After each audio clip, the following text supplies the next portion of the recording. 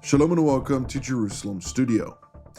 2 weeks short of 2 years after October 7th, the IDF Army divisions are methodically taking control of Gaza City neighborhoods, doing their best to prioritize the troops' protection and avoid harm to the hostages still held in captivity while destroying what's left of the Hamas strongholds. At the same time, the United States has emerged as the sole power still firmly in Israel's camp, with a concerted Arab-European effort to recognize Palestinian statehood, even though this move has little to no practical effect. Can the military and diplomatic actions be synchronized, or does the divergence prolong the war and deepen the suffering all around? Joining us to analyze these matters include retired Brigadier General Mark Kimmitt, who formerly served as a U.S. Assistant Secretary of State for Political and Military Affairs. It's great to see you, General. Good evening, Jonathan. Good evening indeed. Also joining us is Brigadier General in Reserve, Doron Gavish, formerly the Air Defense Chief here in Israel at the Israeli Air Force, currently the commander of the Israeli Air Force Task Force for Air and Missile Defense. It's great to see you as well, General. Thank you for having me, Jonathan. It's always a pleasure. Now, General Kimmitt, I'd like to start with you, since the UN General Assembly obviously is currently in session. We had at the start of the week, of course, the conference in New York, particularly vis-a-vis a two-state solution, which the internationally aspired is the internationally aspired solution, so-called by many European actors as well as the Arab and other totalitarian regimes around the world, seeking to see the erection of a Palestinian state at a time when Israel is fighting vigorously against the terror organization Hamas.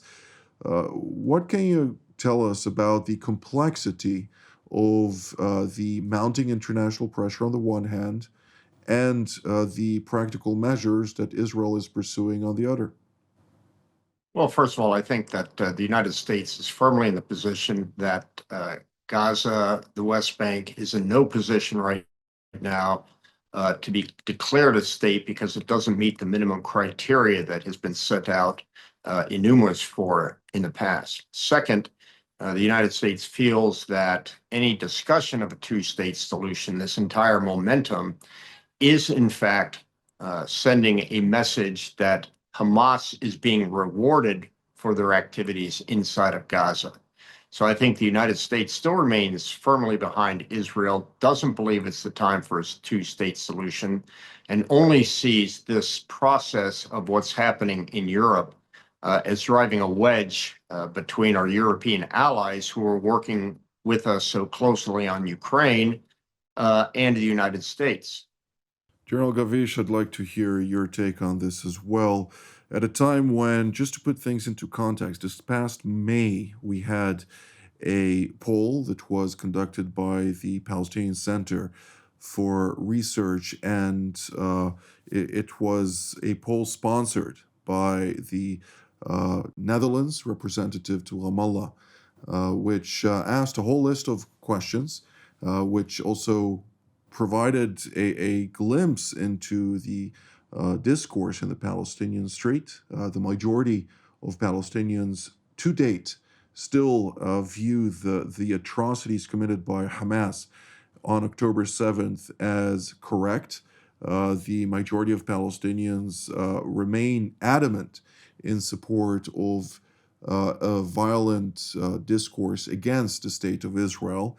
And a majority amongst the Palestinians, particularly in the West Bank, where the Western-backed Palestinian Authority is currently in somewhat control, since it doesn't really control all of the various territories, particularly in the northern Samaria regions, which is a large part of those territories.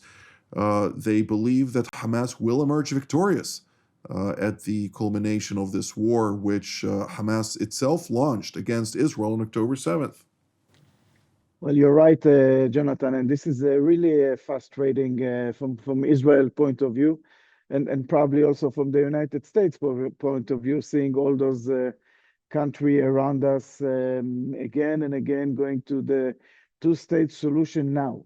And I fully concur with what was said by General Kimmitt. You know, once again, from an Israeli point of view, I think we all remember the images of the hostages taking into the Gaza streets on the 7th of October.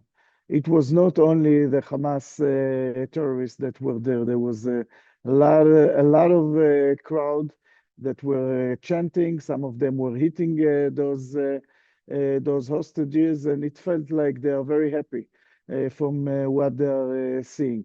And you're right that after 2 years, almost 2 years, there is this war in the West Bank and for sure in the Gaza Strip, and they are still supporting Hamas. And what we could see here is that those governments are, from the Hamas point of view, he sees it as a victory. He sees that what he was planning, this is exactly what happened. He brought up the Palestinian issue, and now the reward is the Palestinian state.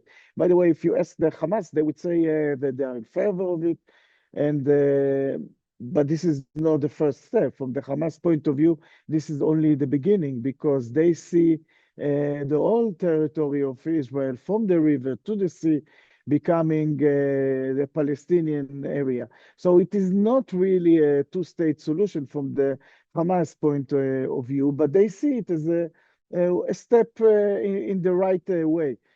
So, just for all those states that are in favor of it, they should hear the Hamas. And once the Hamas is in their side, and once the Hamas is praising them, so I think they should hear again and should rethink about their position. Well, absolutely. I couldn't agree more.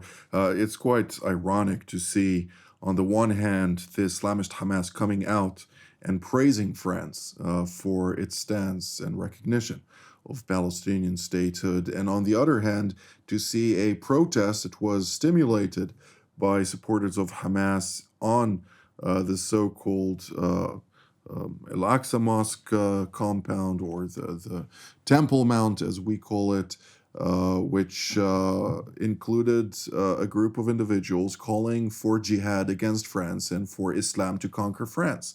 So it's quite ironic to see this in such a contrasting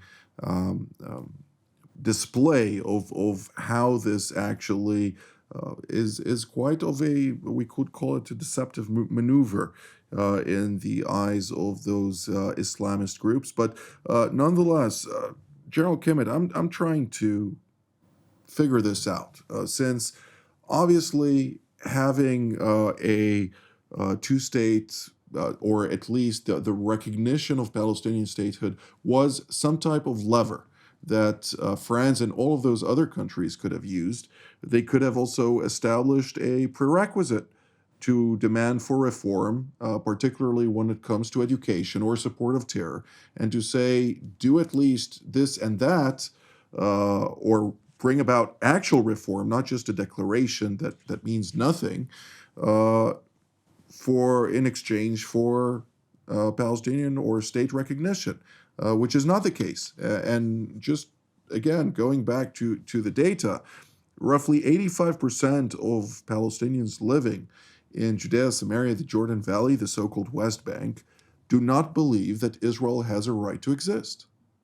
Yeah, well, first of all, I think we've got to recognize that this was not a political decision made by France or these other countries, as much as it was a security decision.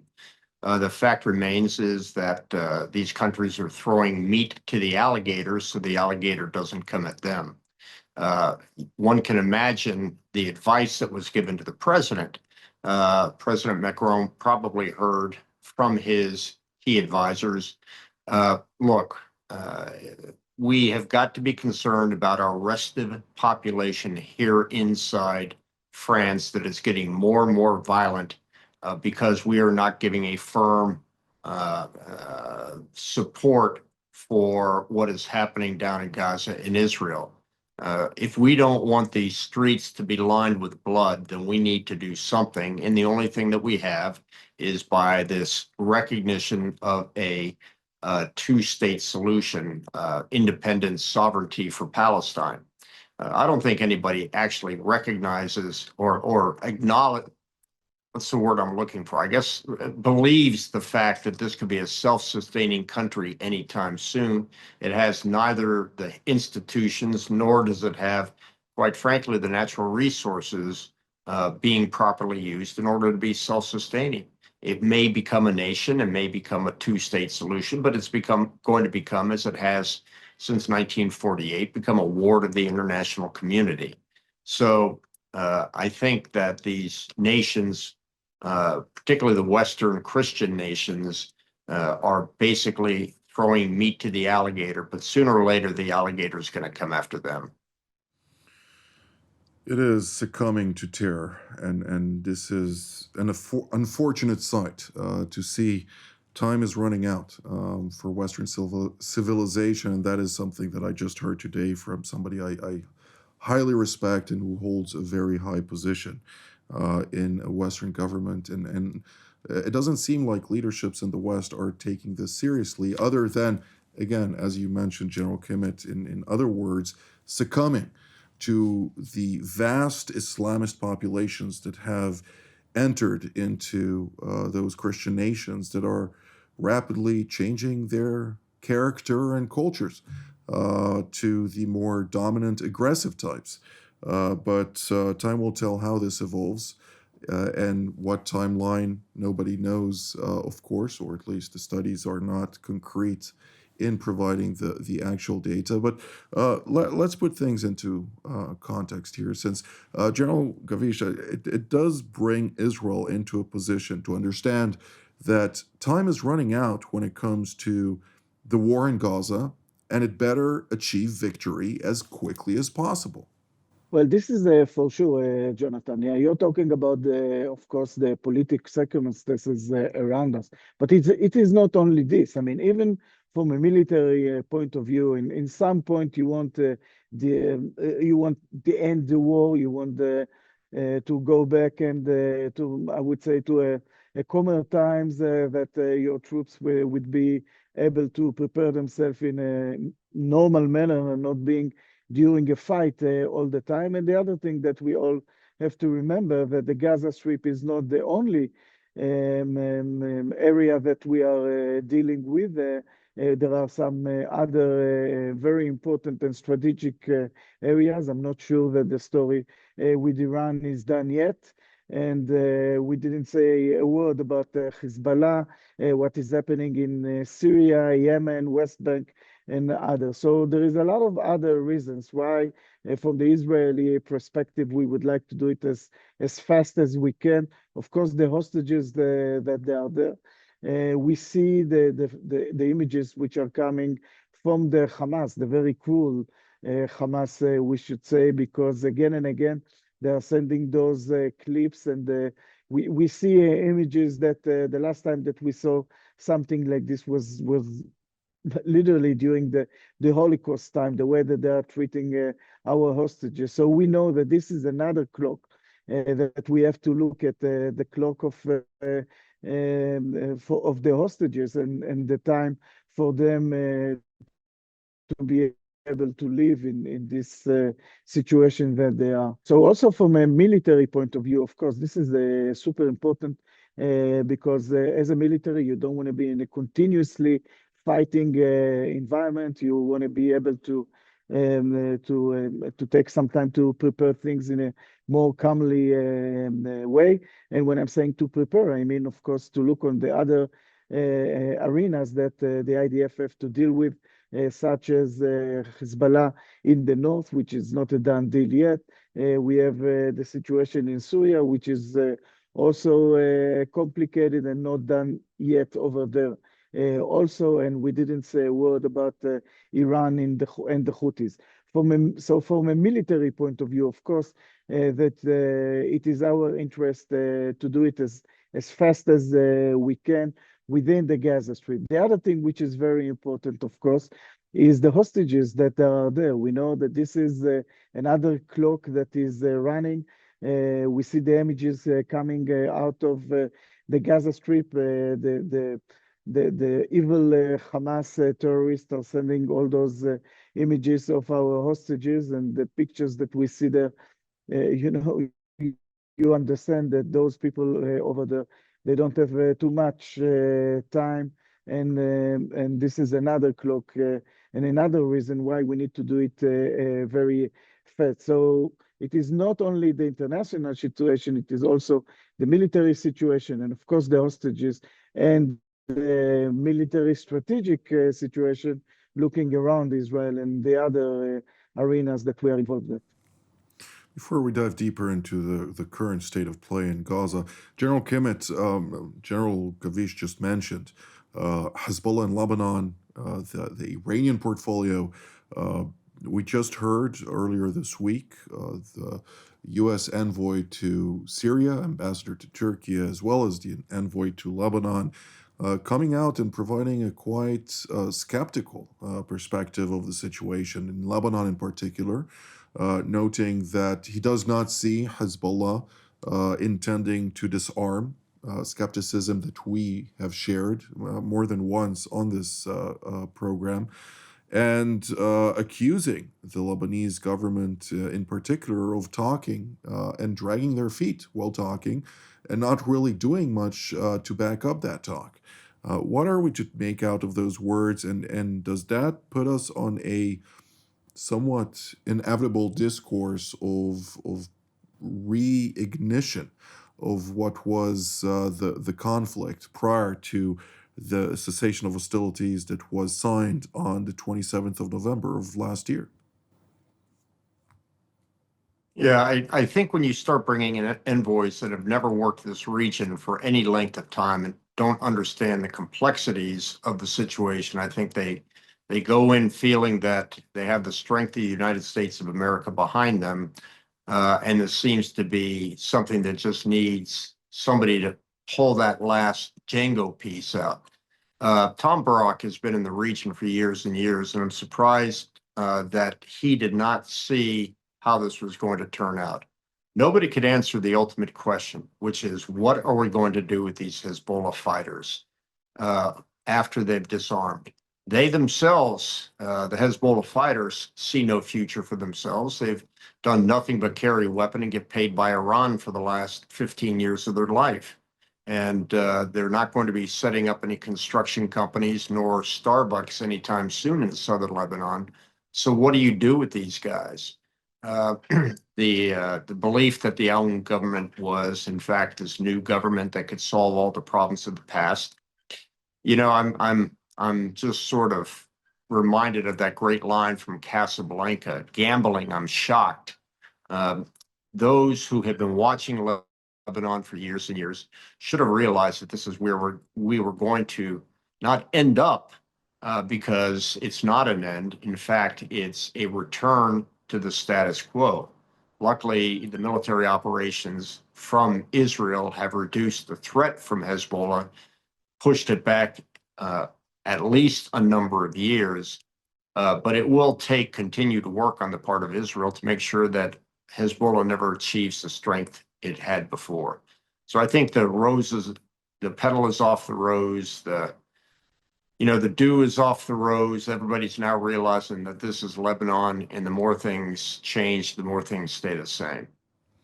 It just also indicates the degree of rhetoric, a hollow rhetoric that came out of France over this issue, which knows full well that its various aspirations for this country, which is deeply corrupt, are driven by certain interests, to include also multinational French corporations that are benefiting greatly from their employment of the Beirut port and other aspects. Of course, now that it's destroyed, there are other considerations at hand, but nonetheless, it also raises questions as to the Lebanese government itself. The Lebanese Prime Minister, Nawaf Salam, has called time and again on the international community to rebuke Israel for the attacks against Hezbollah in southern Lebanon, while he himself, pledging to do something about it, has done nothing, which speaks, of course, loudly to the hypocrisy of this specific individual. But in tandem, General Gavish, when we're talking about Iran and the efforts that the Iranians are currently pursuing, we hear the director of MI6, the British intelligence agency, considered to be one, if not the best intelligence agency globally. I know it might not be popular to say so in Israel, even though here in Israel they do acknowledge that time and again. He came out and said, according to intelligence, the Iranians continue to pursue nuclear weapon capabilities, irrespective of their diplomatic rhetoric that is being pushed for time and again in various international fora. Well, you're right, Jonathan, and allow me just to continue the discussion that we had before for 1 minute. You know, and everything is linked to everything, because we started today talking about the countries, the Western countries, talking about the West Bank and the need of a two-state solution and so on. But the bottom line, you look at it, we look at Lebanon, we look in Iran, we look at the Houthis. We were waiting for the international community all along the time. We were waiting to them to do something with Iran, but there was a lot of talks, maybe some sanctions, nothing happened. The same with the Houthis. It's, you know, they're influencing the international trade, but by the end of the day, it was Israel that had to deal with it. And of course, with Lebanon. Thank God that we have the United States with us in all of this. So, you know, they talk a lot. There is a lot of rhetoric, as you mentioned, but the bottom line is that mainly, and this is probably the main lesson learned coming out of the 7th of October, that at the end of the day, Israel must look at his own interest and to react accordingly. And we've talked about it also, that part of our national strategy should be now also prevention and making sure that those around us won't go back to square one. With regards to the report of the MI5, this is unfortunately the situation, and this is why we have to say that the Iranian case is not out of the table. They are still there. They are still continuing with their planning, and I believe it is a matter of time that we would have to re-deal with it. I'm sure that President Trump and the Trump administration is looking at it also. And from an Israeli point of view and for a military point of view, for sure, we have to prepare ourselves for all the options on the offensive and in the defensive side. We have less than 3 minutes left, but General Kimmitt, I'd like to nonetheless dive into the challenge of the length of the war currently as international pressure is mounting. We do see Israel employing excessive tactics in order to ensure force protection, but usually those type of tactics do prolong operational proceedings. Can Israel somehow limit the time frame of its operations with the consideration of force protection at hand? I think you're way beyond that at this point. You're completely in the war now. I think trying to slow things down for any number of reasons, in fact, would have the reverse effect, prolonging the war. Unless both sides are willing to sit down, call a ceasefire, and have talks. Candidly, one could say that the most humane thing to do is just push as hard as you can, as fast as you can, and get this over as quickly as you can. Noted, General Gavish. That makes sense, what General Kimmitt says. In this context, can we see the so-called push moving forward to bring a final end to this story, since the war is going to continue until all of the hostages are returned and Hamas succumbs? Makes a lot of sense what was said by General Kimmitt. The challenge on the ground, and this is we always have to remember it, and once again, dipping into the military profession, this is the probably one of the most dense areas worldwide with the amount of talents never seen before.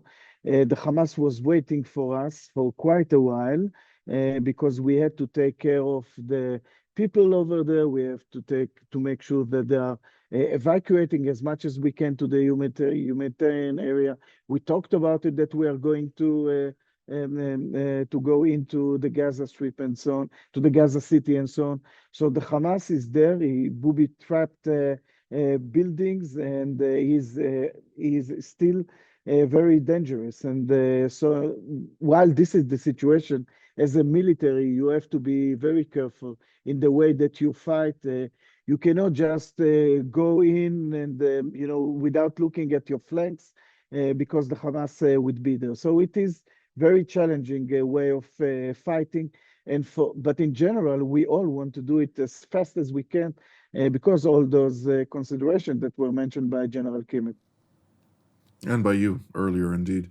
I will mention that over 800,000 residents of Gaza City have already relocated out of the city to the southern part of the enclave and central camps, which indicates that much of the rhetoric that was spouted, much disinformation prior to the entry of the IDF, where many countries warned that such a relocation would result in a catastrophe, is yet again proven to be wrong. But with that, we will have to conclude our session for today. I'd like to thank General Mark Kimmitt and General Doron Gavish for all of your insights. I'd like to thank all of you at home as well. Until our next edition from here in Jerusalem, Shalom.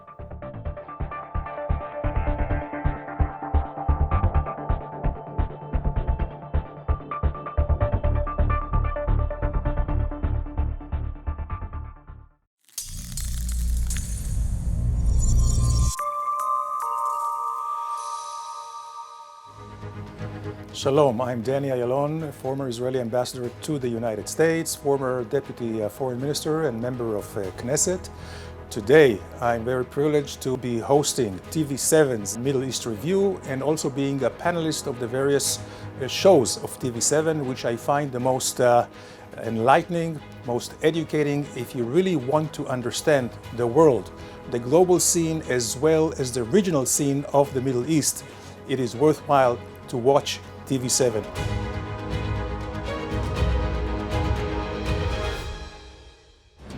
For more of TV7 Israel's productions and editorials, we invite you to visit our website at www.tv7israelnews.com.